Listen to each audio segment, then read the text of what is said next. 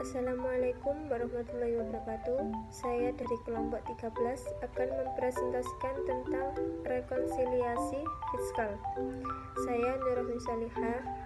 Di sini dasar rekonsiliasi fiskal meliputi Undang-Undang Nomor 7 Tahun 1983 tentang pajak penghasilan sebagaimana telah beberapa kali perubahan.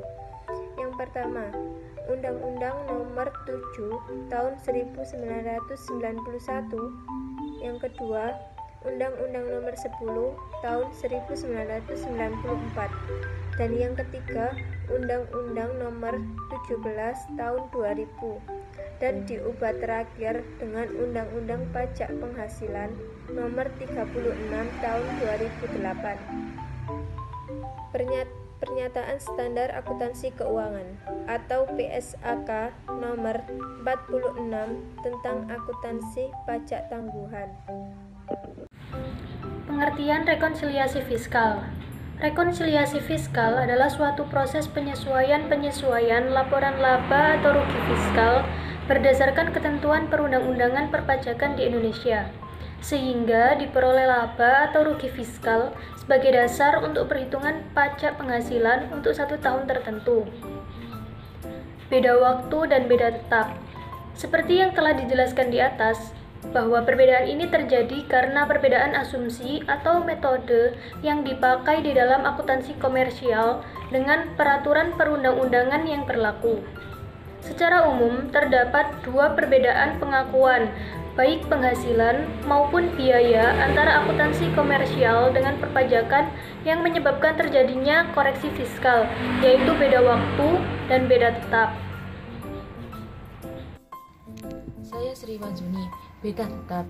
Beda tetap merupakan perbedaan pengakuan baik penghasilan maupun biaya antara akuntansi komersial dengan ketentuan Undang-Undang PPh yang bersifat permanen.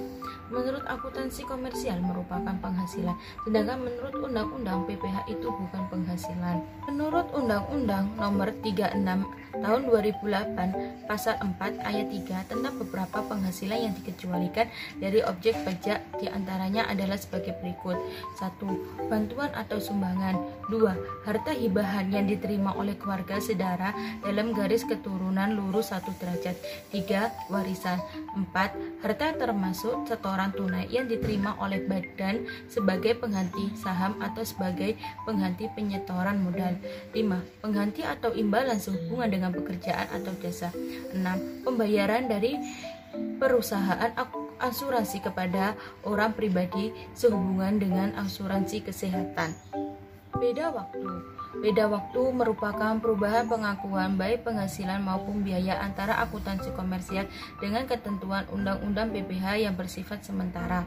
Artinya, koreksi fiskal yang dilakukan akan berhitungan dengan laba kena pajak tahun-tahun pajak berikutnya. Dalam hal pengakuan biaya koreksi karena beda waktu terjadi karena beberapa metode penyusunan, di mana menurut Undang-Undang PPh metode penyusunan yang diperbolehkan hanya metode garis lurus dan saldo menurun. Perbedaan metode nilai persediaan di mana menurut Undang-Undang PPh metode penilaian persediaan yang diperbolehkan hanya metode rata-rata dan FIFO. Pengisian piutang dan tak tertagih di mana menurut Undang-Undang pengisian piutang tak tertagih tidak dikenakan kecuali untuk usaha-usaha tertentu sebagai berikut. Di sini saya akan menjelaskan mengenai persediaan. Persediaan merupakan barang yang diperoleh untuk dijual kembali atau bahan untuk diolah menjadi barang jadi atau barang jadi yang akan dijual atau barang yang akan digunakan. Sedangkan metode penelitian yang bisa digunakan oleh perusahaan dan sering kita pelajari ada 3. Yang pertama adalah metode first in first out atau biasa disebut dengan metode FIFO.